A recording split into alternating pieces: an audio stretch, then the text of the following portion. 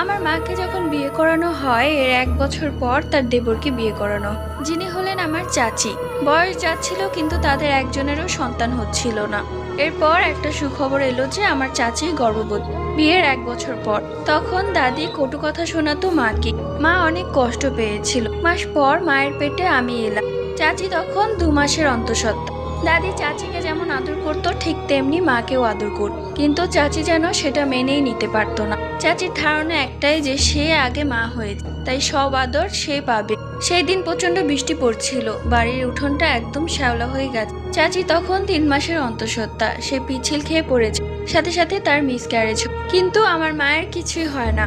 আমি পেটে থাকা অবস্থায় চাচি রাগে ক্ষোভে আমার উপর কালো জাদু করে, যেন আমি এই পৃথিবীতে আসতে না পারি। তখন মা বেশ অসুস্থ হয়ে পড়তো কারণ ছাড়াই। মাকে অনেক কবিরাজ দেখানোর পর আমার জন্ম হল। এরপরও সে ক্ষান্ত হয়নি।